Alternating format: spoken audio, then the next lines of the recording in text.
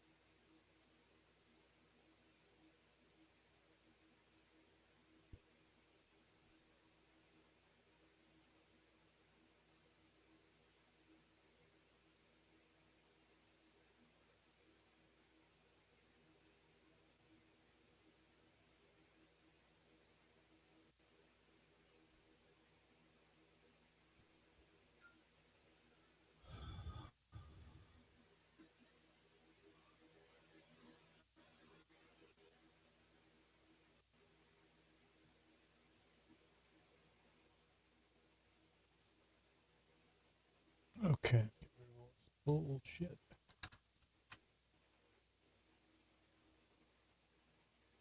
All right.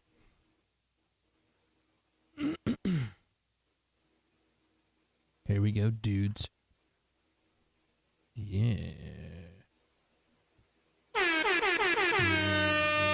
Yeah. Yeah, okay.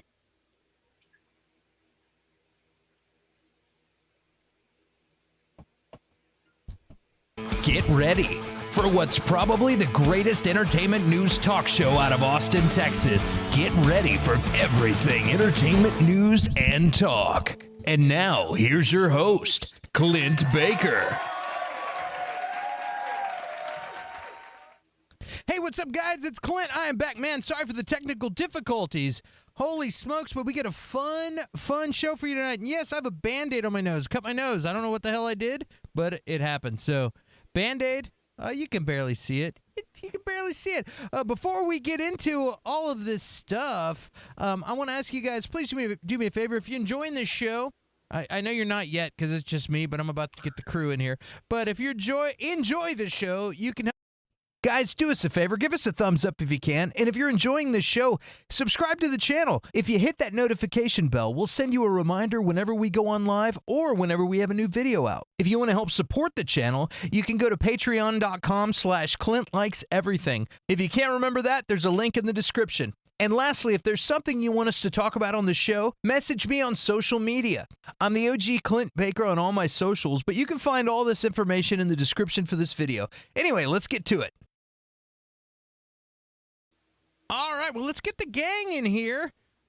Hey-o, Hey. what's up? News team, assemble. Hi. Hello. Hello. How you doing, guys? What are you up to? Man, sorry for the technical difficulty. It's embarrassing. It's just a recurring theme here, but I'm feeling good, man. I'm feeling good. It is. I'm about to just get a whole bunch of new equipment. Get rid of this equipment. You just need to get one more nerd that knows what they're doing. I'm just kidding. We do need a nerd that knows what they're doing. How about you, man? How you doing there, Derek? I'm good. Yeah. Can't really complain. I'm excited to talk about stuff. Yeah, what did you do this week? Well, let me tell you, I did a whole lot of I heard you were you're going to be an extra in something, right? Oh yeah. I'm gonna work. I'm gonna be on a movie set tomorrow. I don't really know what I'm doing, but it's paid, and I'm gonna be wearing lots of sunscreen because I'm gonna be outside. Yeah. Hell yeah! And Cameron, you're doing something similar this week, right? Or you already did? I was going to do it tomorrow too, but Derek's so much braver than I. He's going to be in the sun all day. I'm not doing that. I'm gonna get so tan. I'm just not going to do that. And I shot a short film this past week. It was pretty good. I had a lot of fun. I learned some stuff. I worked for 2 days, and she paid me for 3, so I think that's a good sign that I did well. So hey. And she's already editing the footage, so hopefully I'll have it soon. Hell yeah! Oosh. Curtis, what have you been up to, man? Rebuild my fence, and I'll be back at it tomorrow. One side left of my fence, so good That stuff. is- Summer heat. For those who aren't in Texas, don't get it. It's like 105 here. So when somebody says, "Oh, we're doing the fence," or "Oh, I'm an extra," you're like, "Oh, that's nice. They're gonna pay you to go get a bunch of free sandwiches." But if you're outside, it sucks. And I was doing a bunch of outside stuff recently. Like the last couple of days, it's hot. So it's like no joke, 105 degrees, which that's like 40, without the heat index. yeah, that's like 42 degrees Celsius for all you Europeans over there, or Canadians. Man, well let's get into some stuff. I already wasted enough time having a screwed up technical difficulty situation. So right now, the big news, all the news happening on Twitter and all of social media is San Diego Comic-Con. Wait, it's not about my fence? Holy crap! Nobody cares about your fence. I thought he said my OnlyFans. That's what I Your thought he said at OnlyFans? first. I was like, dang, dude, Curtis been getting busy this week. Curtis gets it done, dude. Curtis is off for the summer, so I didn't he's say doing what I a lot wear of, when I build the fence. a lot of pole dancing. A Okay. lot of- Well, tell us. I would watch an OnlyFans of Curtis building a fence. If his shirt is off and he's out there just hot and sweaty, that'd be great OnlyFans content. dude, I want to do a dessert live stream with just desserts and call it Only Flans. Only Flans? Oh, no. Yeah. I actually went to try to buy that domain name. I was like, dude, this is going to be great. I'm just going to set up a channel. How and much? It's not available. Some dickhead who thinks he's funny like I do bought that. Like I was like, dude, this is gonna be great. I'm gonna make just a continuous loop, and yeah, maybe moving them around, maybe somebody biting into the flan, and just make a loop that's about 5 minutes long and just have it continuously looping. No, somebody got only flans. They didn't make a site, but they did it. But all right, well, let's. Speaking of San Diego Comic-Con is legendary. That's where they've announced all kinds of crazy things. Is San Diego Comic-Con is like when you find out things like, hey, they're doing Ultron, like that's where they release that stuff traditionally. Now they're doing D23, and they're doing other things, and I feel like maybe they might be getting away from some of the Comic-Con action. Maybe Disney is going to give them some of the little bit of information, and I kind of expected them to do like, okay, we need to hype up the Hulk. That's about to get started. Maybe we'll talk about Black Panther 2. That's about to get going next, and maybe a little bit of information, but I didn't expect that much because D23 is right around the corner. I believe it's in September. So it's right around the corner. So if there's any crazy stuff, like Deadpool or something, I might be wrong, but I would imagine they would save that for something for D23 and maybe just give the immediate things. I've heard other people with shows that said similar things. They're like, yeah, I don't expect to see too much this week. But at the same time, this is the first time we've had San Diego Comic-Con in the last 3 years. They've because of the pandemic and everything else. So maybe they're going to come out guns a-blazing, and that's the big hope. But what is cool, and what everybody's wanting, everybody wants Henry Cavill to come out with the Black Adam, and everybody wants to see Hugh Jackman come out with Deadpool and Ryan Reynolds, and then maybe can we get some Fantastic Four information? Doctor Doom, maybe a director or something like that. That's some of the things that people have been hoping for. What are we going to get? We just got to wait and see, and maybe we'll be able to talk about it next week. What we have seen, things that I thought were pretty cool. Prey. We talked about Prey a while back, which is the Predator series, but it takes place in the past.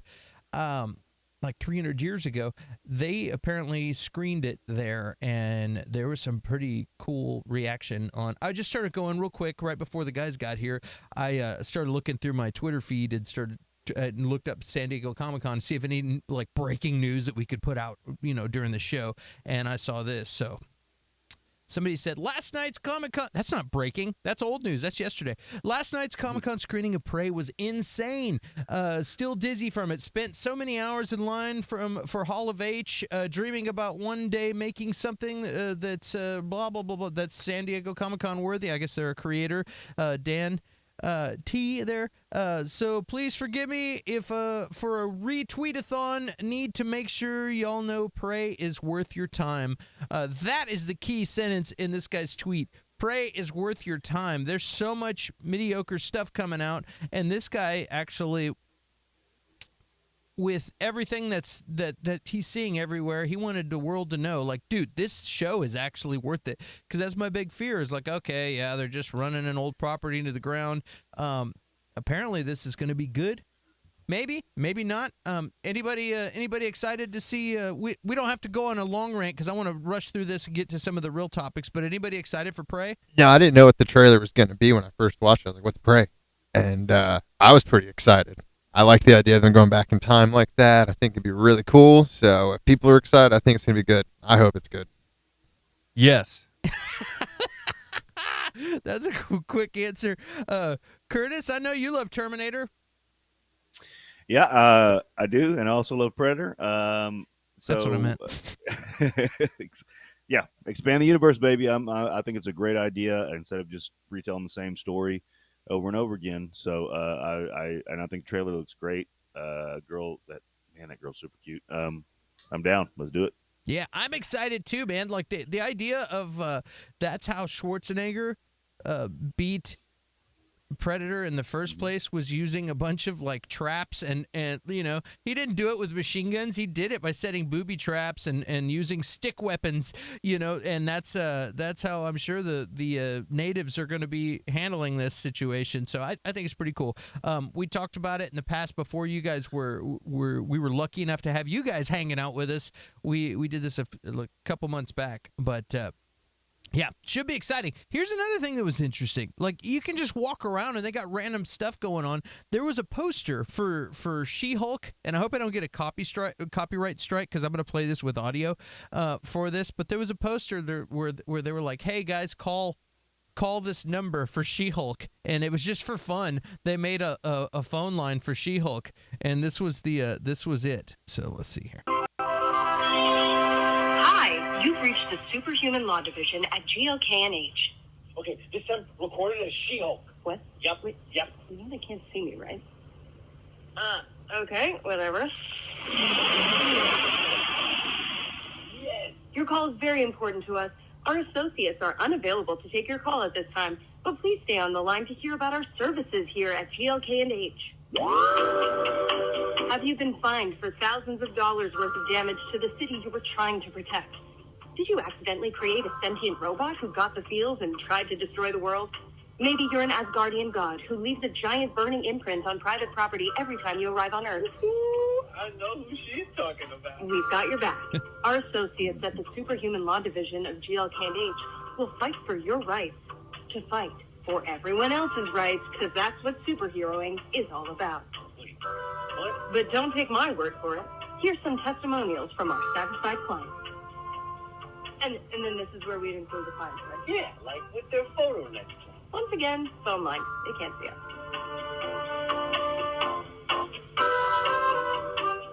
All right, well, yeah. So that was fun. That's just on some random poster that people are like, what is that? And they call the number and listen to that. I think that's cool. I like when shows do things like that. Like there have been shows, Moon Knight had some stuff where there was posters that had random PR codes or QR codes, excuse me, in the show that you could scan and it takes you somewhere.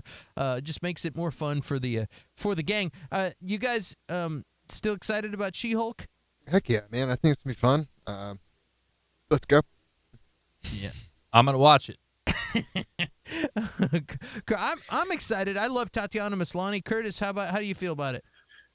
I'm super excited. She-Hulk has been one of my favorite characters for a long time. Again, she is an A-list Avenger. A lot of people, don't think of her that way, but she absolutely is. And what's interesting is I've heard more rumors. They're just, so far as I know, rumors about appearances in She-Hulk than I have any other show. I've heard The Thing. I've heard Doctor Doom. I've heard some people from Black Panther coming up. Who else? Frogman. Yeah, Frogman's going to be in there a bit.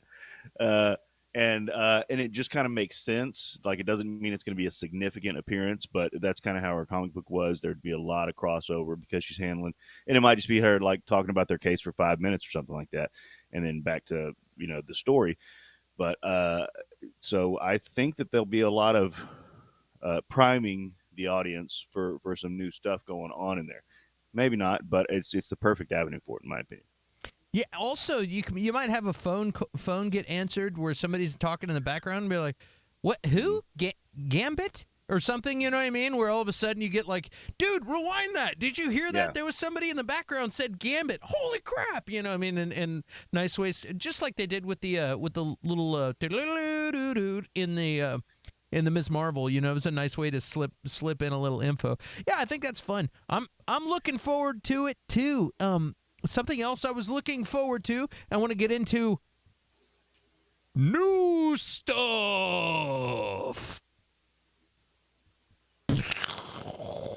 Yeah. Something else. Oh my God!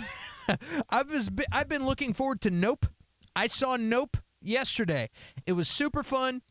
I'm not going to give any spoilers right now. I'll just say it was a well put together movie. I was sitting on the edge of my chair the whole time. I'm not big into horror. I wouldn't call this horror.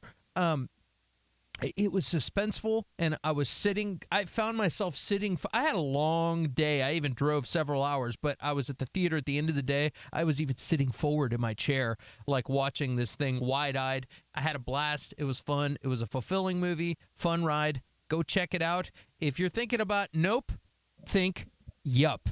That's what I'm saying, all right? Yup. Anybody else excited for Nope? Yeah, no, that's the one movie this year I've been wanting to actually see that's not Marvel. So sorry to cut off your yes, Derek. Yes. Dude, I've seen movies that I haven't seen the other few movies that Jordan Peele's been involved with. Like I haven't seen Us, and I just haven't seen them. And a big part of it is I'm not a big fan of a lot of scary movies. I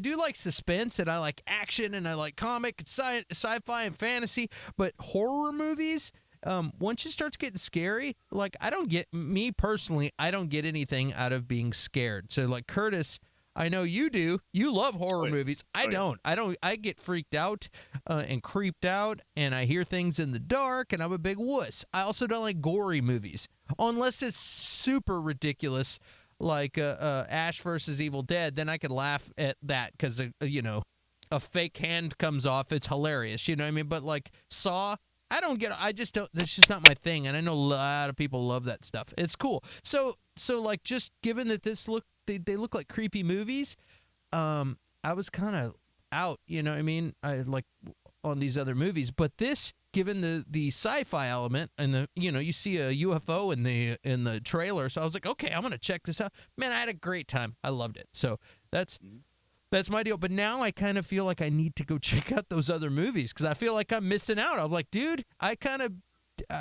like pigeonholed this, like this guy's movies into like just being scary movies, and I could pass on that. Another thing that's interesting is on Twitter recently, somebody tried to call him the GOAT of horror directors, and he was like, he called bullshit. He's like, nope.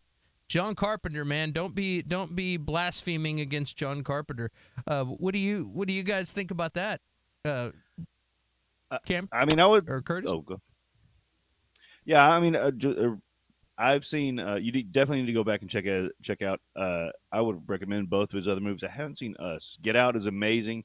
Us hit at a weird time. Like my daughter was 2, my son was 5. I bought the DVD and I haven't gotten around to watching it. But I've heard it's amazing as well. He kind of started. I would say he kind of started the smart horror revolution. Like, kind of brought smart horror back to, or and then now we've got movies like Hereditary and Midsummer, and movies that are like horror movies and smart films. He kind of brought that back, in my opinion. Definitely plan on seeing Nope. But to say after 3 movies, to say he's like the best or the king of horror, like that's, I mean, come on, like and especially when you got people like John Carpenter out there, you got Wes Craven out there, like he made 3 good ones. I saw one of the tweets in a row, and some people are like, "Who's ever done that?" And it's like, yeah, but it's still just 3 movies. When you've got a catalog of 50, there's going to be some stinkers. There's going to be some ones where you didn't quite get it. But yeah, absolutely. John Carpenter is, even movies that aren't horror movies that John Carpenter made are just, every time I watch them, it's just like they're just damn good movies. So, go. Cameron?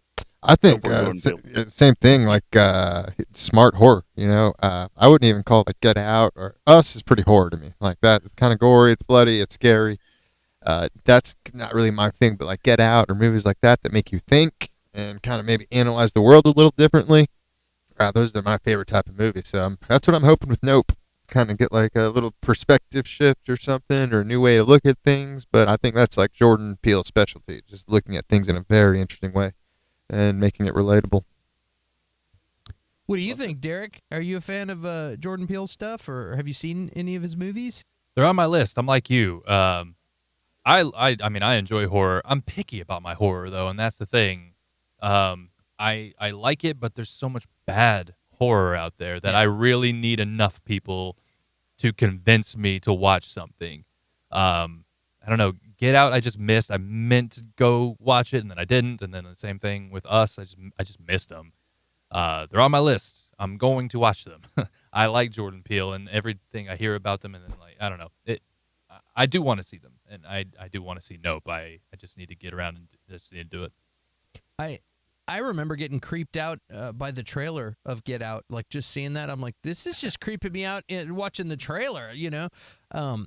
Well, I know when I get some spare time in the next couple of weeks, I'll be watching probably both of those movies because those were really fun.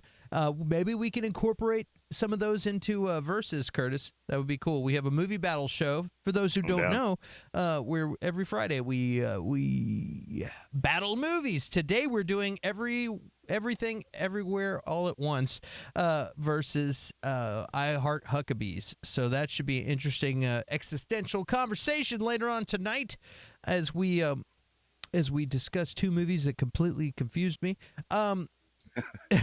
No, they're both really good, fun movies. But all right, well, let's move forward with more stuff. There's so much stuff going on out there right now. The Munster. We were talking about the Munsters.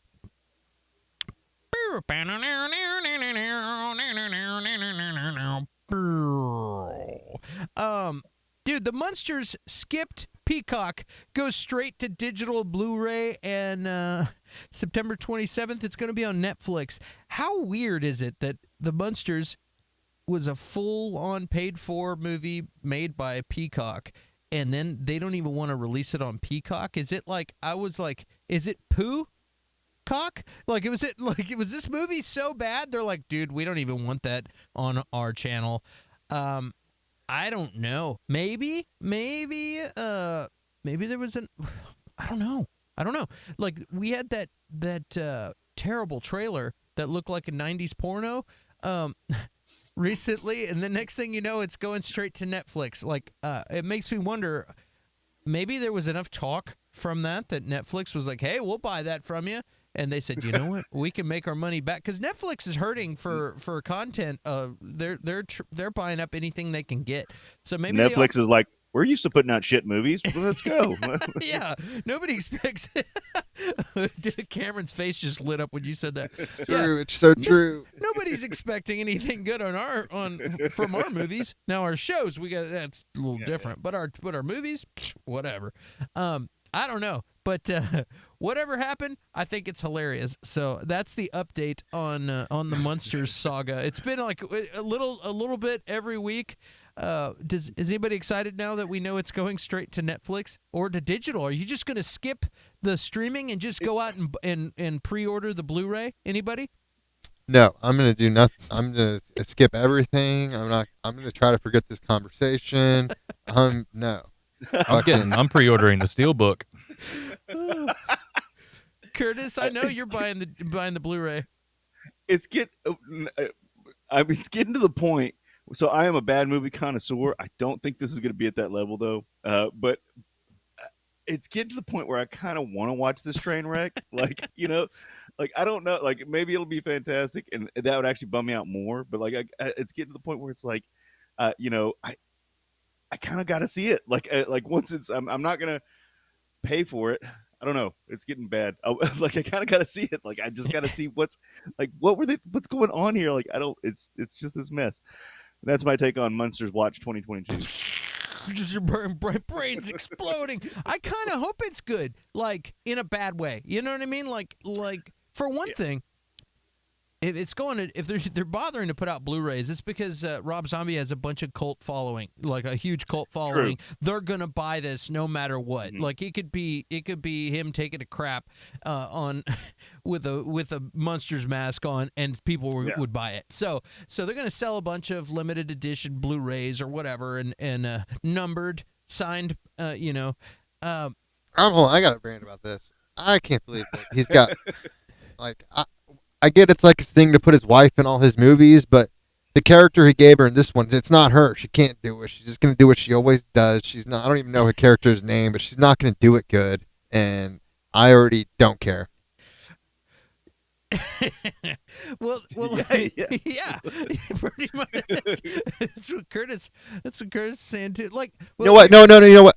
I really do want to become an actor, so that's just what I got to do. I guess I got to marry a female director and be like, you got to put me in all your movies. I'm putting in the fucking the prenup. Or a male director. It doesn't matter. You equal Fuck opportunity. it. You know what? I really want to make it.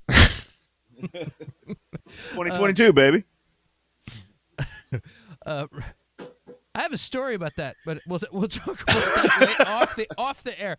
But the funny thing is though, is if it's good, like, and it's going straight to Netflix, I think that's great. Because there's way more Netflix subscribers than there are Peacock. So more people will get to see it anyway. And it's going to be, everybody's already got Netflix. So they're like, screw it, it's on here. Nobody's going to go out and buy Peacock so that they can watch if you're that desperate, you'll just buy the Blu-ray. You know what I mean? Like, nobody's going to do that. So I think it's good. Good for Rob Zombie.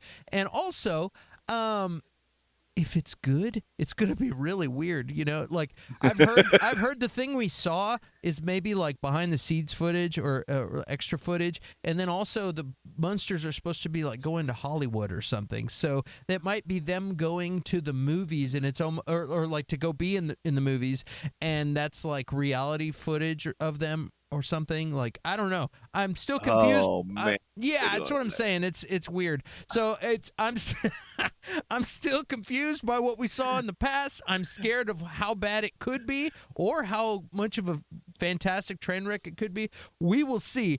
But that's to come. So I just realized that now that we're done with new stuff and Monsters news, I just realized we need to talk to the chat for a second, because they've bearing with us and dealing with our technical difficulties and all that. And I haven't acknowledged anybody, so I got caught up in the technical stuff. So, Bobby, how you doing? Little noise. Hey, Bobby. Bobby.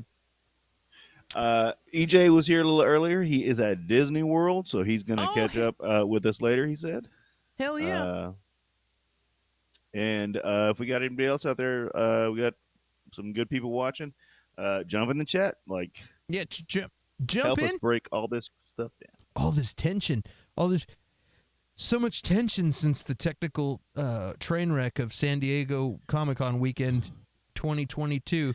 Air Well, horn. but to be fair, Rob Zombie was directing that first try, and it just didn't, It just didn't failed. pan out. Like, I even spilled my drink all over the floor. I have a big spot on the floor now, so it's a big train wreck. So, air horn for our homies. And now back to the show. All right, well, check this guy out, guys. Look at this. I read this article that said the consumption of new music defined as anything that came out within the last 18 months is down 1.4%, or about 2 million equivalent album sales compared to the first 6 months of 2021. This is during a time when total album consumption went up 9.3%. So it's not just the market share of the new music that's going down, it's the actual consumption of the stuff. By contrast, consumption of catalog music is defined as anything that's at least 18 months old. Do blah blah blah blah blah. Anyway, it's up 14% compared to last year. So basically, old music is up, and new music is down. It's really weird. Oh boy, it's so weird. no, it's really not. No, I think the world's just waking back up. People are busy again, listening to less music. Stranger Things is coming out. Nostalgia's hot, so people are listening to old music, and new music fucking sucks. So, How do you really feel? What do you think, Derek? Do you think it's because new music sucks, or do you think it's because we have so much in the palm of our hand distracting us? There's we're clicking on videos and scrolling through TikTok or tweeting, or like, what do you think? I kind of have. I feel like I could spend a whole episode talking about my thoughts on this. I actually have a lot of thoughts on this, but I'm trying to keep it short. I don't know. I think when people, like, when they make movies, they make shows, and they choose a soundtrack. I mean, these are people that probably just choose what their favorite music is from when they were young. Like, I feel like that's what James Gunn did with Guardians. I feel like that's what these people did with Stranger Things. And also, I mean, it was based in Stranger Things is based in the 80s, so clearly you got to choose 80s music.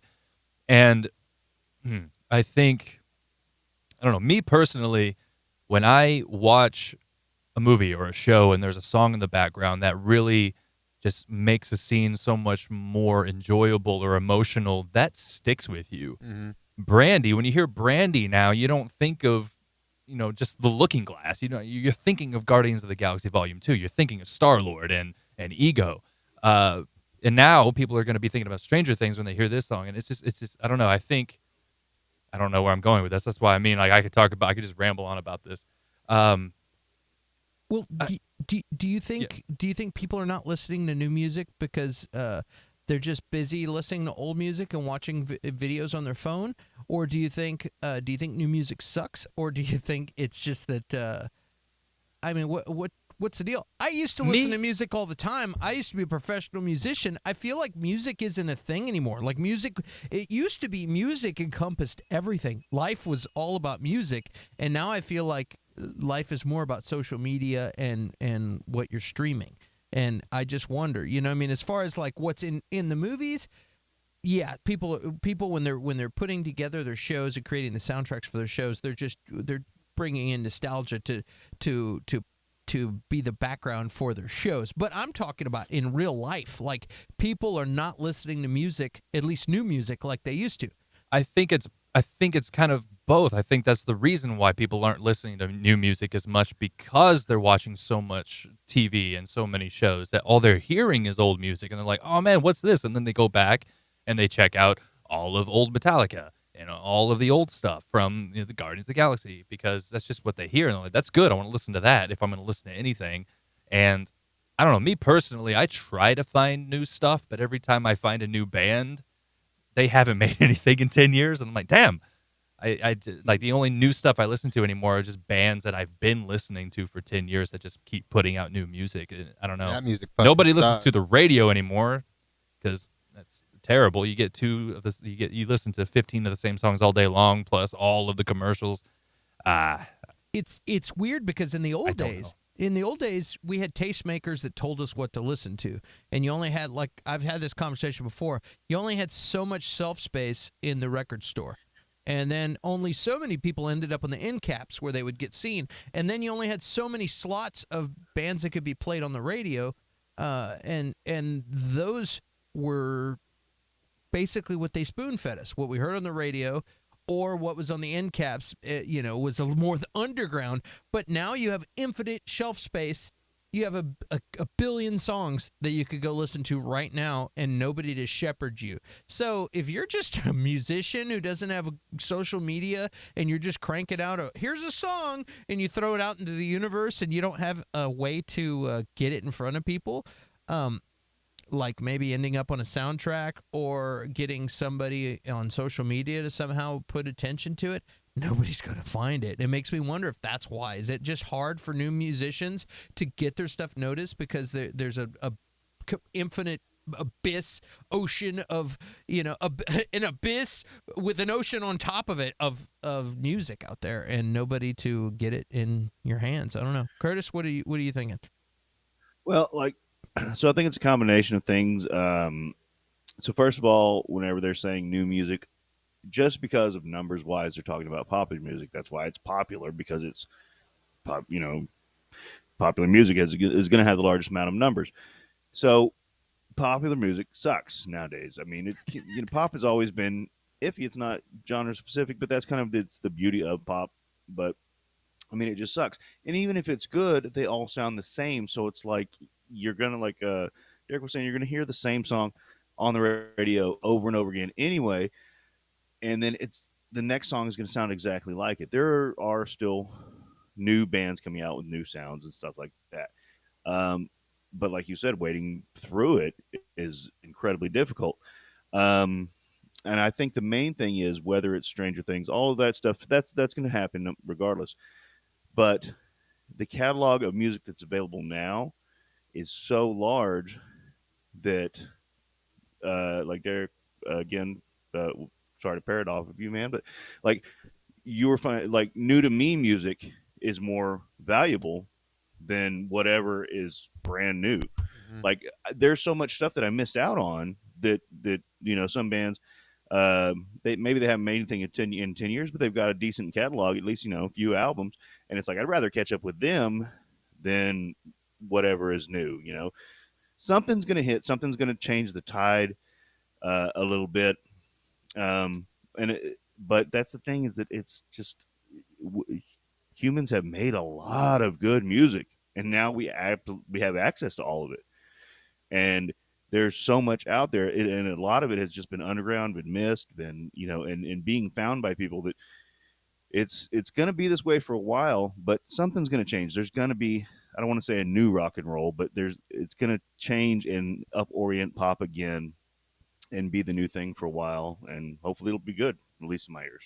I could tell you something that makes things difficult for from a musician's perspective. Oh boy. Well, for one, I wanted to say I wonder if podcasts have changed things too, because people listen to people talking now. Whether it's you got YouTube Premium and you can turn your screen off and still listen. That's what I do. I watch YouTube videos and all kinds of information all the time. And YouTube Premium, I don't get commercials, and I could shut my phone off but still listen to it like it's a podcast. So I'm constantly listening to YouTube stuff, all kinds of how to grow your channel, how to change a butt plug. I'm just kidding. No, there's all kinds of things like whether I'm learning about a comic book character that's a deep cut that I don't know about, and I'm listening to that, or from like up and coming theories, or just all kinds of. Sometimes it's music stuff or whatever. I listen to all kinds of stuff, and I listen to podcasts too. And I was thinking about that. I was like, is it because I'm in my 40s? Do people stop listening to music as they get older? Is it because I'm listening to a whole bunch of speech? You know what I mean? Like I'm always listening to other stuff. What were you gonna say, Cam? Well, see, when I'm driving to work, I like to listen to music. I like to sing and get a little pumped up. And then when I'm coming home, I listen to podcasts because I like to kind of wind down and relax a little bit. So I don't think I'm unique in that sense at all. I think there's a lot more people listening to podcasts, and then it's just it's a time filler. Music's a time filler for me, so I think podcasts can kill a lot more time, especially when you're talking about like 2-3 hour podcasts in time. So, yeah. But that's a very good point. Like podcasts and audiobooks used to be, I would just listen to music when I'm mowing the lawn or doing whatever. Once I got into podcasts, audiobooks and stuff like that, it just depends on my mood. It's like if you're at a really good point in the audiobook, you're going to listen to that. Or if it's a particular episode you want to learn more about, you're gonna listen to that. But then also too, like if you're just kind of feeling some music, you just put on music. But that's a good point. That didn't exist. I mean, I don't know, as a major thing 10 years ago. So that's another competitor for music. That's a good point, Clint. Yeah. It's weird. I hadn't thought about that. Like I don't really listen to music. I used to listen to music 24/7 all the time. That was all I did was listen to music. This music defines me, man. Yeah, it's strange. It's weird. Well, what do you guys think at home? Do you guys listen to music? What do you think about us listening to more nostalgic music these days? Do you think it's because new music sucks, or do you think, well, I don't know, there's just so much music out there I can't pick. I just go to my old faves. I don't know. Let us know in the comments. We want to hear from you. Let's move forward because we got a lot of subjects. There's so much going on in the world, and I didn't even expect us to go on to a long conversation on that one, but it was a good one. So good topic, yeah. Yeah, man. Good talk, guys. Bob Iger says that he deeply regrets his decision of hiring it says JPEG. It's Bob JPEG as his successor. He considers basic. I'm gonna paraphrase. 'Cause I don't have time to read all this crap. I just never learned to read.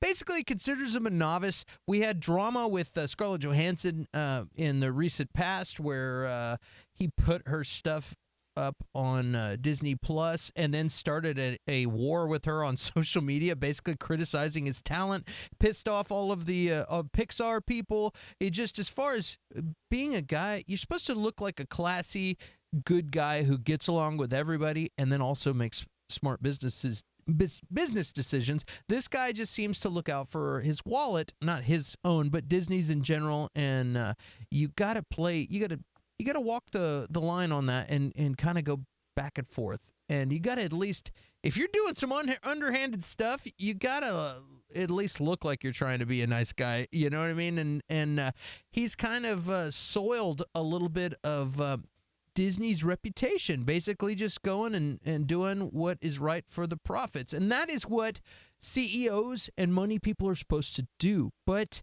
when you're in a company like Disney, you're supposed to have this long history of family-friendly goodness. You're supposed to, Disney World's supposed to be a happy, good place. You're supposed to do good things. And this guy is really pissed off a lot of people.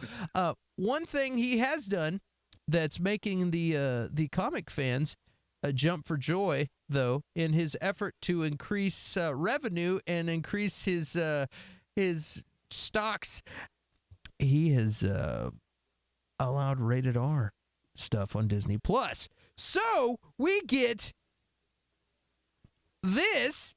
Woohoo! Yeah, no amount of mutant healing factor could heal these emotional scars. Great movies for the family and tonight. That's Hugh Jackman and Ryan Reynolds on social media, basically saying that, hey guys, we got a Deadpool 1 and 2 and Logan on Disney Plus. I never thought I would see rated R content on Disney Plus. Nothing makes me happier because maybe if somebody shakes these guys a little harder, maybe we get Blade to be rated R instead of PG-13. Because the argument was, dude, they're never going to have Blade be rated R probably because of Disney Plus. I don't know. No. Maybe there is a room for rated R content. You just, hey, we'll just tweak your parental controls and let's do it. What? Are we going to get more subscribers that way? Yeah, sure. All right, let's do it, man. I need a bonus. Man, no, I can't hold my tongue anymore. Fuck this guy, dude. Are you kidding me? Yeah, let's have it, Cameron. What do you think? Gore the God Butcher killed one fucking god. Fuck this guy. He cut our movie, 30 minutes out of it. He blows everything in the trailers to try to cram more people into the seats. I hate it. It's like with the gas prices right now. You jack them up ridiculously, so when you bring them down 50 cents, people feel relief and think, oh, the gas prices are back down. No, you dumbass. They just jacked them up to screw you even harder, so I'm not going to fall for this, hey, we're going to give you guys an R-rated movie on Disney Plus. Fuck you. It's not about the people. It's about your money. It's obvious that if you add these movies to Disney Plus, you'll make more money. It's not about us. It's about the money. So I'm not going to fall for this R-rated bullshit like it's for the fans. I'm sorry. Excuse my language, but this guy can go eat a dick. How old is he? I don't know. He's old. Is he near dying age is what I want to know. I don't know about that, but I know he's been around for a while. Well, yeah. I needed to let that out. So thanks, guys. Yeah. I don't know that he didn't try to say, hey, we're doing this for the fans. I think they just did it. You know what I mean? But I think it's hilarious. You all right, Derek? Derek, you gonna make it, dude? Hell, is this guy?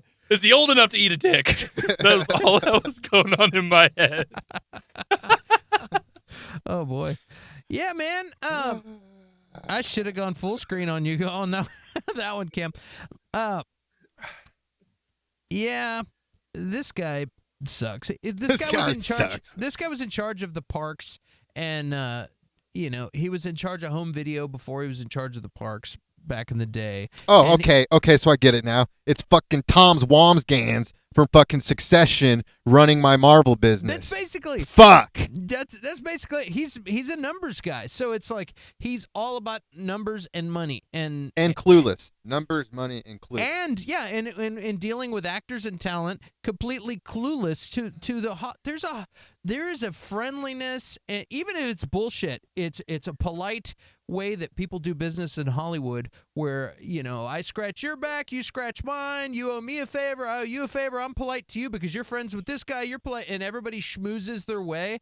And this guy just kind of goes in there like a bull in a china shop and has no respect. He's like, dude, the numbers, we have to do this, and like slamming his dick on the table. Thing doesn't even fucking get hard anymore. Yeah. Fuck this guy.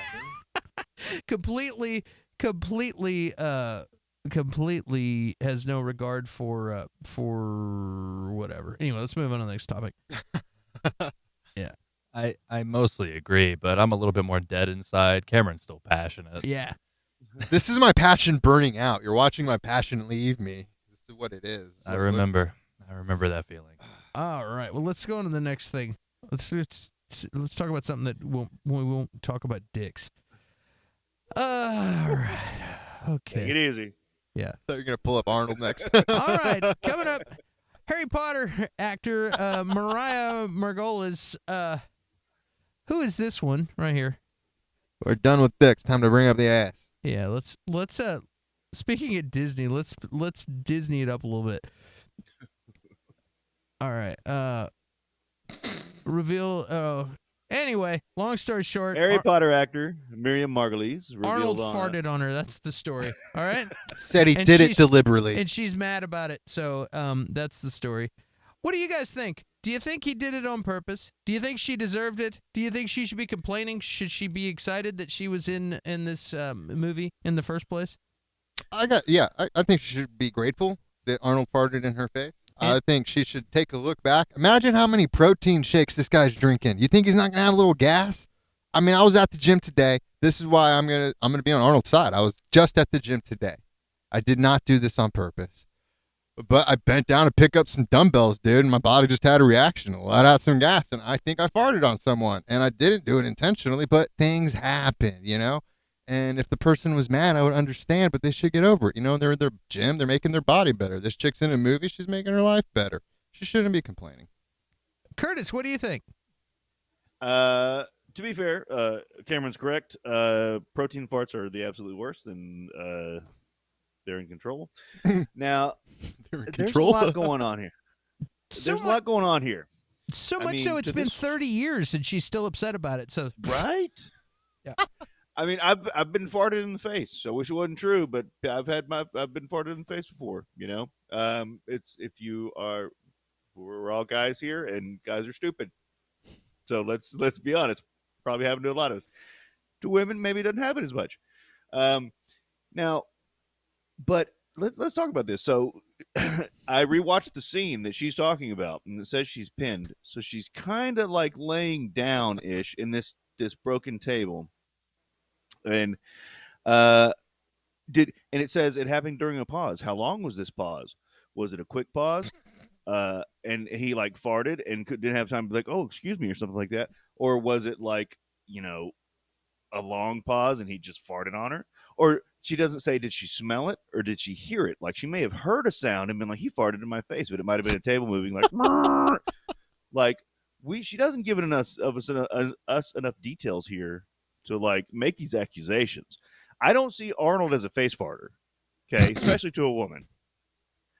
He's like, and then she's obviously got an agenda. She's like, he's a Republican. Like, yeah, he is, but he's one of the most moderate Republicans, you know, in American politics. Let's be honest. he's married to a Kennedy also. Yeah, like, come on, like let's be fair. So she's obviously got an agenda. Nobody wants to get farted in the face, but we need more details on this. If she comes out with more, we're going to stay updated on this story. And if you're saying she's Because- pinned down and it was in between a pause, the way things work on movie sets, like if you're going to be playing a character who's pinned down or going to be faking dead for a long time, you got to pick a comfortable ass position because you're going to be in that position for hours upon hours. So she's pinned underneath Arnold. They're probably laying there for hours upon hours. And, you know, he's probably probably holding it as long as he can. You know, it happens. And Things happen. And it was a pause. Was it a fart pause? Is that what they paused for? You said it was a fart. And then also, I just want to point out that you said a All right, comfortable. everybody fart. Hold on. I just want to point out that you said a comfortable ass position. That's Cameron. I just wanted to point that out. Freudian slip of mine. Yeah. I'm sorry. Comfortable ass position. Derek, Yeah. you're. What do you think? I just don't understand What do you? why she's talking about it right now. It was a really long time ago.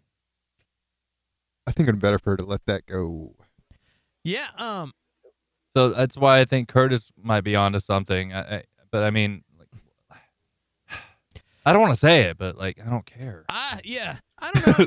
I don't know. It is weird, and you know, she's got a little notoriety since then from being in the Harry Potter series. So now people are listening to her. Back then, maybe I don't know what her career was back before Harry Potter, but maybe she was lucky to be, you know, one of the devil's assistants in that movie. That's what she was in that movie. I don't know. It's funny. It's just hilarious when you have 2 or 3 friends all send you the article at the same time. Dude, Arnold Schwarzenegger farted in her face, and I'm like, well, we're definitely going to talk about this.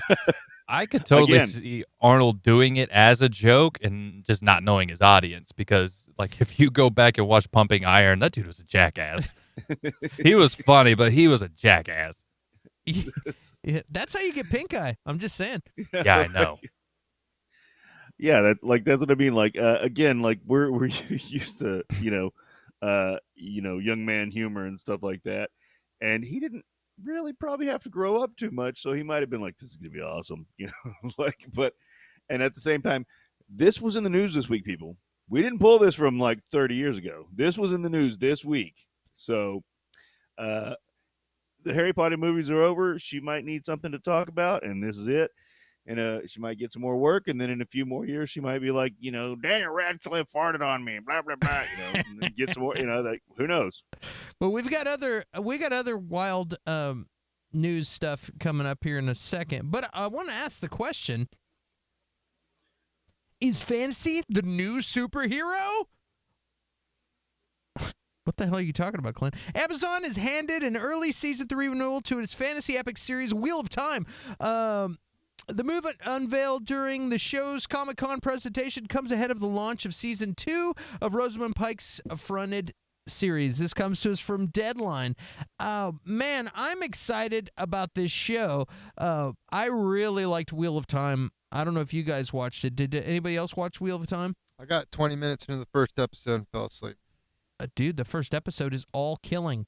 Like, how many edibles did you have? All of them. You know All what? of them. Yeah. Dude, it's all killing. It's like usually super action. usually when I take the edibles, it's usually I have about all of them. I see. Hard man to please. Yeah. Hard man to please, folks. If you haven't seen it, it is a good show. It's about on the level with like what is that? Something in Bone. What's that other show?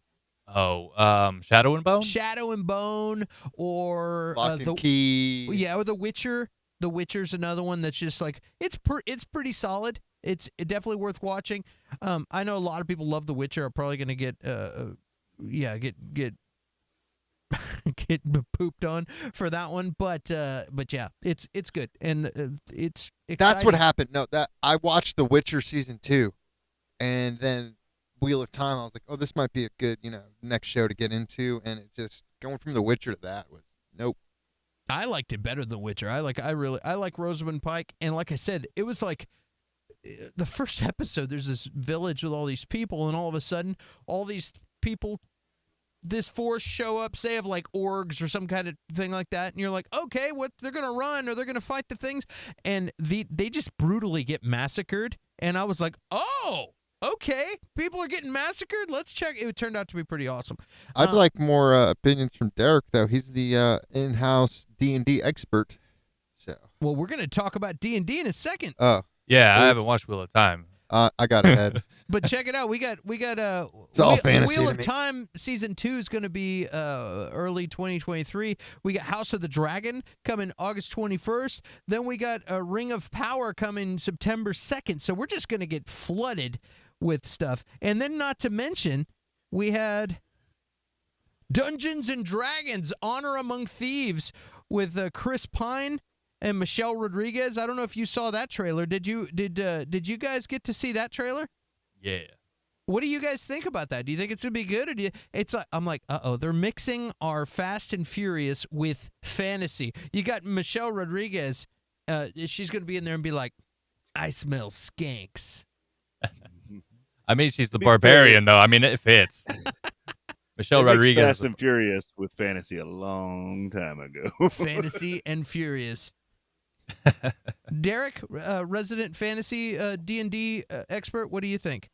Oh, I don't know about expert, but based on that trailer, I mean, I like it. I like that it's like got a Honor Among Thieves. Like there's a subtitle to it. What I want, because when you play D&D and you die, you have to rewrite another character. I want one of them to die, and then I want that actor to come back as a different character. Hell yeah. I think that'd be a funny joke. Oh wow. But I do like. I liked at the end with Chris Pine like pulled out a lute, like he's gonna be a bard. I want some bard magic. I saw an owl bear. If you don't know what an owl bear is, they're awesome. And I saw one, and I got really excited about it. I'm into it. It's probably gonna be a little cheesy and a little campy in times, but I mean that's what Dungeons and Dragons is. And if anyone's ever played it, you know that it gets ridiculous, and you guys just do a bunch of stupid stuff, and it's not serious. Most of the time, it's not serious. So. I mean, it sounds like it's going to be a perfect, fun fantasy movie. Is this the point where you stop watching trailers because you want to be surprised when you go see it in the theater? Probably. Yeah. Yeah, I'll watch the first teaser and then I'm done. Yeah. What about you, Cameron? Are you excited about this? You going to see it? You going to skip it? Yay? Nay? What do we... Oh, fantasy stuff, yeah. No. I blinked Dungeons out. and Dragons, the movie. Yay or nay? Nay in my book, man. I'm going to keep... I'll probably watch YouTube for 2 hours instead. All right, Curtis. Yay or nay on the Dungeons and Dragons? Yeah, man, I'm digging it. Like it when at first I was kind of like, I don't know, but it does seem like I didn't realize. I watched it a few times. The aspects of what they're trying to bring from the game into the movie. So it's not a straight up Lord of the Rings style movie. They are apparently trying to bring in game aspects. to the movie, which would be great. Like Derek was saying, if they did that, I mean, it'd also be great if there became some intense fighting amongst the group about the stupidest, smallest thing. Like like just intense argument and fighting about like, well, you can't check for that. Well, we have to check for that, but little stuff like that. If you haven't played, and then or like repeated conversations about when the food that they're expecting is going to get there, but like it looks like it's going to be fun. It looks like it's going to be in good taste. It looks like they're bringing it in the right direction. They can get a little serious with it. They can get intense with it. They can have fun with it. I mean, because that's the point of the game, really, is to have fun. It's not. It's supposed to be epic, and it looks like they can do epic as well. But the point of the game is to have fun, and it looks like it's going to be a fun movie. So I'm pretty down for it. Cool, man. I'm excited too. I've always been a fan of D&D since I was a kid, so I'm excited about this. I think it'll be a good time. Well, let's move forward. I don't know. I'm excited. This much fantasy stuff. I'm used to a lot of fantasy shows that on like channels like Amazon that look like dog shit. You know what I mean? You're like, I'm not even gonna click on that. I can already tell, like, the sword of blah blah blah or whatever, just what some garbage streaming movie. There's a million sci-fi shows too, like on Netflix, where you're like, I don't even have time to click on that. It just looks jank, you know what I mean? But this recent influx of fantasy stuff looks good. Everything looks good. I'm kind of excited, man. It's just getting crazy. Well, that's the thing too. Like, it's about time for a resurgence for fantasy. Fantasy was big in the '80s after Conan and stuff like that, and then it kind of fell off, and then it came back. And then with Lord of the Rings, it came back, and it's been a while. There's been ones here and there, in the shows and stuff, but it's about time for a resurgence of it, and hopefully we do get some jank, because that would be awesome. I'm ready for the jank. Sometimes I'm like, I need some jank in my life. Bam. Well, we had another interesting story this week. Or last week, really. And we're talking about people with agendas and talking about stuff like there was a Rolling Stone, boom, boom, boom, Rolling Stone article, and fake accounts fueled the Snyder Cut army online. A Warner Media report reveals that bots and other inauthentic users bolstered a fan-led campaign for director Zack Snyder. This was an interesting article, and for a lot of reasons. There's a lot of Snyder cult people out there that are offended by this, and there's also people that are butthurt at the way things have gone down, and there's a lot. I read that article. There's a lot of kind of filling in the cracks and assuming and assumptions. There was stuff like people close to the situation said, sources close to, where they don't name people, and I'm like, come on, man. I'm not protecting Zack Snyder. But what I will say is this sure to me sounded like an Alex Jones thing, to where it's like you can go either way with anything. But if you're looking at this, you're like, well, he said, I'm going to ruin you on social media. And then he went, clearly that means he's either started this online bot campaign himself out of his own pocket, or, like, and I don't want to get too deep in all this, but it sounds like they're in, like, trying to make it look like this Hollywood director has time to go over and create a bot army of people to vote for him and things, or to disturb shit on social media, when the fact of the matter is most fandoms have a percentage of their fan base that's toxic and shitty and says petty stuff and does things that the creators have zero control over.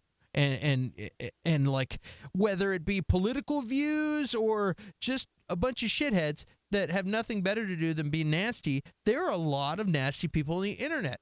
And I think if somebody goes out and creates a bunch of bots and does this, and that's what he does, he's a bot guy, and he happens to be a fan of the Snyderverse, and he does some things, I think it's hilarious to go after Zack Snyder and be like, you have control of this army. You did this, and you're responsible for this and that. But the crown jewel of funny things out of this whole thing is that when you look at the number in this article, it was 13%. 13% of this huge army. You calling it an army? It means there's a shitload of people out there that are followers of Zack Snyder. And if you're saying 13%, it'd be different. Like you're like, yeah, we found out 75% of the people who did this were bots. It's 13%. That means he still has a huge army, and it just means of followers.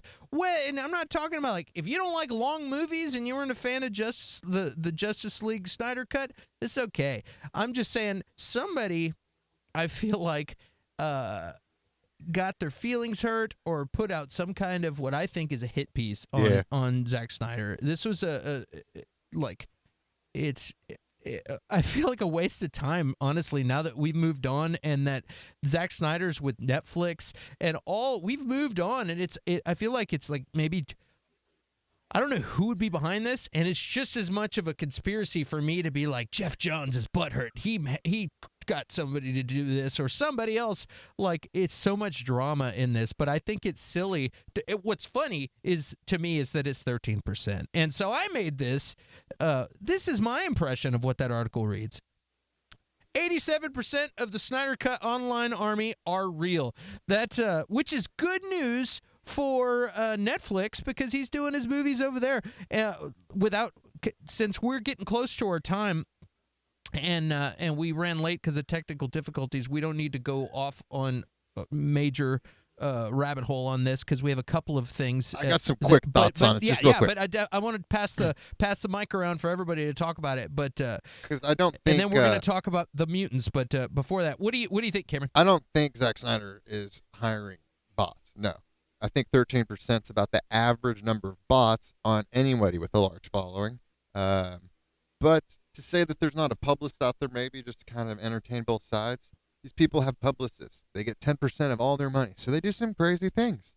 Look at Amber Heard's recent trial. Anything positive said about that woman was coming from bots. So did Zack Snyder make all these bots? No. Could his publicist have and just not said anything? Sure. Could that have sparked the whole Snyder Cut revolution and then his fan base caught on? Or is it the other way around and then they threw some bots in there? Who knows? But Hollywood has some interesting deceit, and I don't know where this article's coming from, though, because it's clearly a hit piece. It's Rolling Stone. That's the thing about it. It's weird, but yeah, that's all I have to say about it. I don't want to go too far on it, but publicists are crazy. What do you think, Derek? I know you're a Snyder fan. They've been after Snyder since the beginning. Yeah. That's the reason why his movie never got made. That's why it got cut. That's why Whedon and all of them, like Warner Brothers, has just had it out for him. I don't know if they're responsible for this article. I do not care. He deserved to have his cut made. It's fine if you didn't like it. You don't have to like it. He deserved to have his movie made. As a filmmaker, he deserved that. Move on. Yeah. If it's better than if it's perceived as better than anything you're affiliated with, go cry about it. I do not care. Move on. Yeah, it almost feels like a Joss Whedon and Jeff Johns were like, we got to get even. And also that reporter, I think, looked bad from some other stuff in the past. So of like, let's all get together. Damn you landed on your feet, Zack Snyder at Netflix, doing great. You look so happy. We're going to get even with you. What do you think, CB3? So a couple things, like percentages, as a math teacher, percentages are not a real thing. They were developed to get humans to understand numbers. The general audience, the general public can understand numbers up to about 100. They know of 1,000 and all these other, but they can understand numbers up to about 100, which is why percentages exist. It's breaking down everything in terms of 100. So I was reading the article, and apparently, like, the average is 5% for bots, but I do agree with Cameron to a degree. Like, larger ones are going to have larger bot percentages probably. But even if, like you showed the two versions of the way they presented it, even if that's true, 13 versus 87 out of 100. 87 is an army. Like that's an army. 13 is not an army. Okay, and comic book fans generally are smart people. That's why they're like, oh, you're a comic book nerd. Yeah, generally are smart people. These smart people are going to create bots and they're going to put that stuff out there. And again, I think that with the Discovery, I don't want to say it's a hit piece or something like that or whatever, but at the same time, with the Discovery buyout and all this stuff that's going on, they want to move on from the Snyderverse, in my opinion. I've been contacted by the people in the Snyder cult several times. Like, I agree with their beliefs. However, I'm an atheist, and I'm like, no, can't do it. But the Snyder cult is real, and Discovery wants to move on, but the fans don't. And so something like this is discrediting a lot of this stuff. But what they don't realize is that they're still talking about a movie that Zack Snyder made 5 years ago. Like, that's what you know what I'm talking about. Like, this is You talking about the fans, or you talking about the article as well. That's what, yeah. Like that's what I mean. They're still like, I think that they're trying to do this to discredit like the fans and be like, oh, like there's not that many Snyderverse fans or whatever they're doing, you know. But it's like we're still talking about something that came out 5 years ago. You know, I know the Snyder Cut's newer, but the movie itself came out 5 years ago. Like, here's what happened, dude. Somebody found some evidence of bots. Okay, and yes, and like you said, 5%, and they say just right about under 5% is on Twitter, at least, is bots. Like in all this talk of Elon Musk purchasing Twitter, that's been in several articles that I've seen, because he's said, yeah, all these accounts aren't even real. I'm not going to pay this much for Twitter. But like, no, it's somewhere right around 5%. Okay, and then 13% of this thing is bots. Okay, so I'm like, cool, do the math. That means, no, that doesn't necessarily mean 5% of the 13%, because you're looking at different numbers. You know, you're talking about all of Twitter versus all of this group of people. But still, it's interesting. But when you're oh, I almost forgot my train of thought. There he goes. I gotta go full screen while he gets situated. So when you're talking about that, like, you're basically, somebody got a little bit of information that, hey, there were some bots involved. Cool. We can make the fans look like a bunch of cheaters. So we're going to do that. And they were a bunch of buttholes this whole time. These toxic, that's the buzzword. These toxic fan people, we're going to make them look like cheaters. They cheated by making bots. And then also, if we're going to imply that this director was controlling them, and that's going to discredit him, and we're basically going to cancel him. Doesn't matter what the reality is. If we make the right headline, every time somebody hears the word Zack Snyder, it's going to trigger the idea of a cheater who controls bots. Like, oh, you just basically discredit some. It's just like anybody. Bill Cosby. Your mind went straight there. There's no redeeming Bill Cosby. Once you get it in the public and the headlines, you know what I mean? Like anybody, like Army Hammer, done. I won't even. Well, I know Army Hammer, and everything they said about him is true. I personally know the guy. It's true. I was gonna say I don't even buy baking soda anymore since that happened. You know what I'm saying? Like, I'm out. You know that's his family. Oh yeah, I know. Yeah. I'm just kidding, but I'm saying if they do that to where, like, all of a sudden, if somebody has a problem with Zack Snyder and they make headlines, they find a little bit of evidence, people don't even read the articles. They just read the headlines. All you have to do is say that there was bots involved. They're going to scroll through their feed on Facebook. They don't even read the article. 13% is pretty weak. Like Cameron said, you probably have any fandom that's got close to that many toxic shitheads in their fandom. So I mean, it's just internet marketing. You see someone with large followers, you have something you want to promote, you're going to build bots to target that, large market of followers. It is what it is. And so exactly. And so in closing, we're going to move on to the next thing because we're running out of time. But I just wanted to say, I thought that article was kind of weak, and I hope they're done with all that mess because everybody's moved on. Zach's moved on. He's at Netflix. We've moved on, and if we ever get another His Justice League is dead, dude. There's nobody left. I mean, Well, I doubt he'll go there, but we got maybe David Zaslav, the new CEO. If there's enough people hollering and screaming, we'll bring him back. But I doubt it, man. I doubt it. But keep the faith, brothers. Just kidding. No, it's over. But let's move on to some other toxic stuff. Toxic fandom. Oh, let's see. What is this here? What is this thing? Oh yeah, is the MCU failing or winning? I only had 24 votes. I didn't have this up that long, but 67% said that, and it's funny. I was having this conversation. Why do I think that's the deal? And I would vote failing. Phase you would 4. vote for, yeah. I mean, I think it's fine. I think they're setting up, and we've had this conversation. I think the not having the anchor of Robert Downey Jr. there to anchor the universe, I think if they bust out with something good soon, that is like all of a sudden we have a new Professor X and Wolverine, and everything starts revolving around them, and they become the focus. But we need a focus. If you have a I don't really care about the Fantastic Four. I'm like the one guy that doesn't care about them.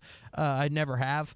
But Reed Richards is supposed to be a leader. You know what I mean? If they got something where people are like, yeah, and they can revolve around that, I think maybe it'll pull it together a little bit. Because right now it's just you have the Eternals floating over here. You got Thor bumbling around over here. You got like all these things happening, and it just doesn't. There's no glue. So. It's interesting, but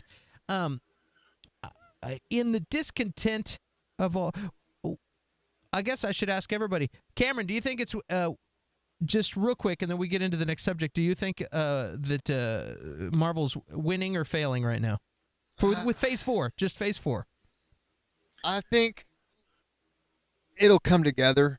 Maybe not like by once even Phase 5 starts. I still don't think we'll see it, but I think like halfway through Phase 5, towards the end of Phase 5, everyone's gonna go back and like I said before, it'll be like with Iron Man 3 and Shang-Chi. Once that movie came out and it kind of added some more pieces to the puzzle of that movie, it kind of made it feel more complete, and you could appreciate the Mandarin a little more. I think that's what's gonna happen. They're just planting a lot of seeds right now. We have to wait for them to grow, and it's annoying, but I don't know. At the same time, I rewatched Iron Man last night, and it just that movie's so real. And Yeah. I don't want to be Mr. Grandpa back in my day, but fucking, it's just getting so silly and over the top now. It's hard to have, I think, the same level of investment, or I don't know. I don't know. I know you're Derek. Your MCU heart is shriveling up slowly.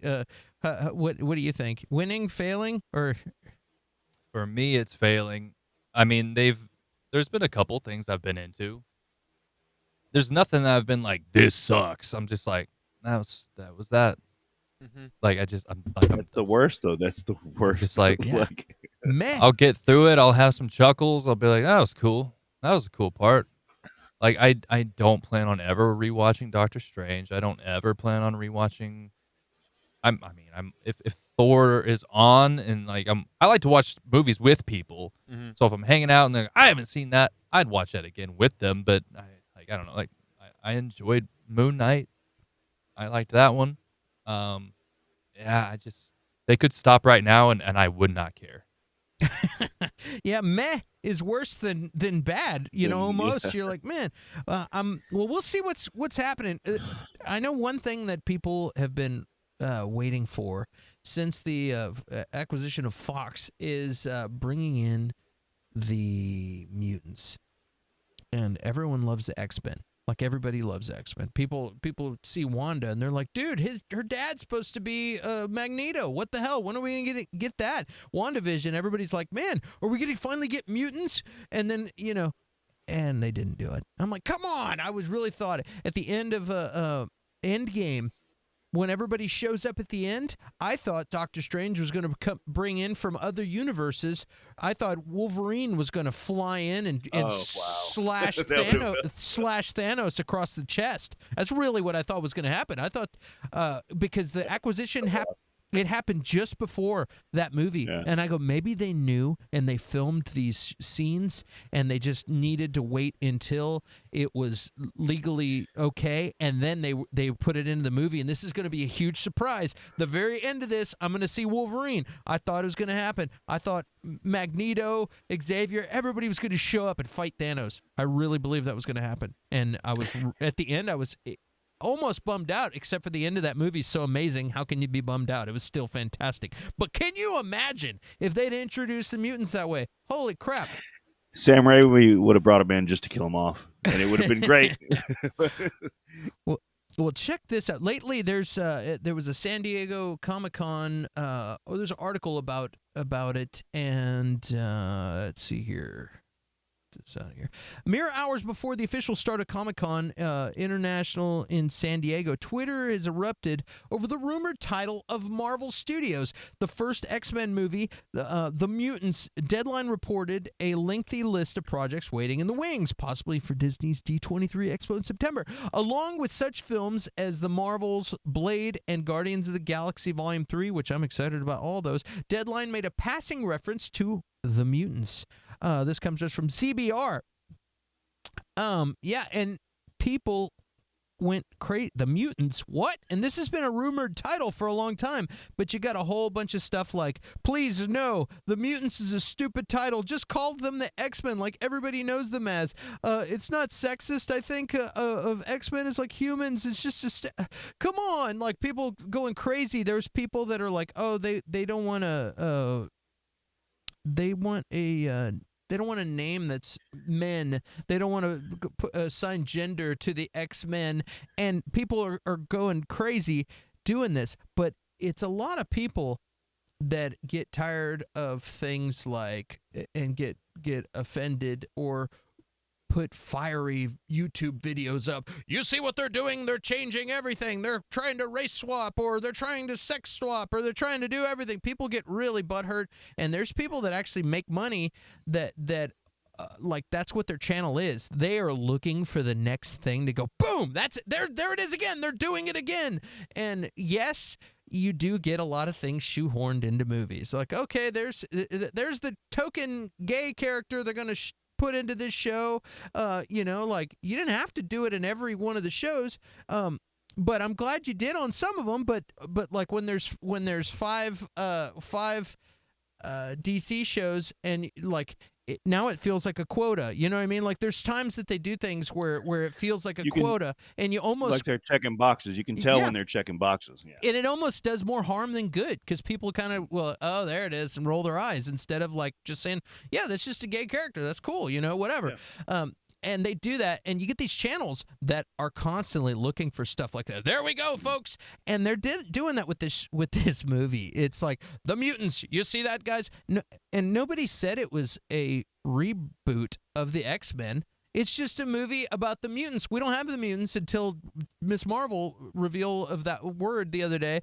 And they need to explain how the mutants happened, how they came in, and then they can do an X-Men thing later. You know what I mean? But nobody's saying we're going to have Wolverine and Xavier in this movie, but we're going to call it The Mutants. They didn't say that. They just said we're doing a movie called The Mutants, a thing that we're just getting introduced. So I think it's kind of hilarious. Somebody was like, "Uh-oh, look, they rebooted The Mutants and called it, or rebooted X-Men and called it The Mutants." I feel like people are just looking for clicks and kind of abusing that and kind of messing with people. You know what I mean? Like they're kind of like, "Oh, okay, this'll get people up and at 'em, or up in an uproar and clicking on my stuff." I'm getting irritated by all these articles because it's like you have to look for the magic wording, and then if you read real carefully, you're like, there it is. They're just saying it this way just to get me to click and to get me outraged, and they do it a lot. So and so has been recast, and then you find out it's like, oh, they did a voiceover for an audiobook for something like, you know what I mean? And it's like, oh, Christina Ricci is not going to be. She's doing the Audible voiceover for some book or something like that. But anyway, what do you guys think about all this? What are they going to do? they want to call it the X them. Like, what? X they. That's X them. It's the X them. X Like, they. fucking But no- stupid, man. And it's not like a chicken or the egg situation here. You're not going to have the X-Men unless you have mutants. So first, you need to introduce mutants so you can put a team of mutants together and call them the X-Men. If they didn't start the MCU with the Avengers, it wouldn't have worked. I mean, I think virtue signaling has ruined journalism and the internet, and I'm just so over it. It's just virtue signaling, pissing people off. Derek, what do you think? Yeah, X-Men is Professor X's team. If Professor X isn't in it, it's not going to be the X-Men. So it's a thing. And, I mean, God, people have been overreacting about news about every comic book movie since the beginning of comic book movies. Just wait till it comes out, guys. Quit complaining about the way the suit looks. Quit complaining about who they casted.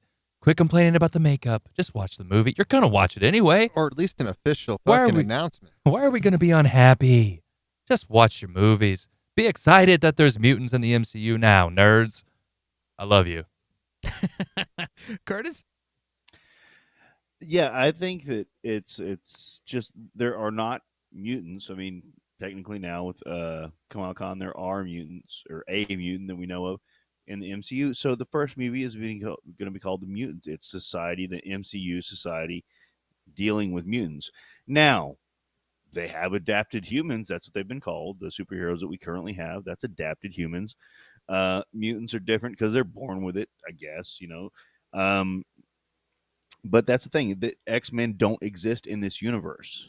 Okay. X-Men has its own movie line where that's how it started. And like, that was the premise of the movie. We have a whole established universe. So mutants start popping up. How does society deal with that? And there's a comic book line, recently that X-Men Dawn, where they move them all to an island, and that becomes like the mutant continent, and then it flourishes because you got all these freaking mutants everywhere. I think they're going to go along the lines with that. I don't know, but like, it's not the gender thing. If it was a gender thing, they just released in a month She-Hulk is coming out. That's very gender specific. Okay, they wouldn't do that. They just announced Wonder Man. They call him Wonder Person. Like, it's not that thing. Like, get over it, guys. They're releasing X-Men 97. X-Men yeah, 97. Yeah, that was they Hulk. they Hulk and yeah, X them. Yeah, like, get us canceled. But for real, it's like but no, it's just people just being shitty or looking for clicks. It's not like, that's not what they're doing here. The X-Men are still going to be the X-Men, or they might just call it X. To be fair, they might do that. But Professor X is an older guy. They can get away with it really easy. Why'd you call it? Storm could come up and be like, "Why'd you call it the X-Men?" He's like, "Because my name is Professor X and I'm old. I'm a man. Deal with it." Like whatever. Like, they could get away with it. Like, it's not. But the first movie is going to be about the journey of all mutants before the X-Men are developed. Like, they don't exist in this universe yet. Get over it. It's not a gender thing. Like. Yeah. And if it is, we'll rant about it then, like, or whatever. I don't know. Who knows? But like, just, yeah, like Derek said, come. You're here. I need you here. Yeah. Okay? You're Yep. here. I need you here. That is the moral of the story, gang at home. Guys, before you get up in arms, pay attention to what you're reading. Actually read the article and think about it for a second. Most of these people, you get more clicks with outrage than you do with happy, fun stuff. So before you get your panties in a bunch or your boxers in a bunch, or if you go commando, that's okay too. Before you get the boys in a bunch, just think for a second and relax, man. Let's all have a good time. We don't need to get pissed off. This is supposed to be fun stuff. So if you're looking up comic book movies and then getting pissed, you need to reevaluate. You know what? We're supposed to be having fun. This is supposed to be entertainment. So on that note, we're going to wrap this up. We got going a little late. We all got to get out of here, and we appreciate you tuning in. Shoot us a message at the OG Clint Baker on Twitter. Hit me up if you got anything you want us to talk about, and we're going to see you guys soon. So thank you guys, and thank you, Derek, Cameron, Curtis, everybody for hanging with me, and you guys at home. We appreciate you, all the patrons. Thank you. Bobby, come on back. We're going to be on in a little bit for Versus, and we'll see you guys next week. See you soon.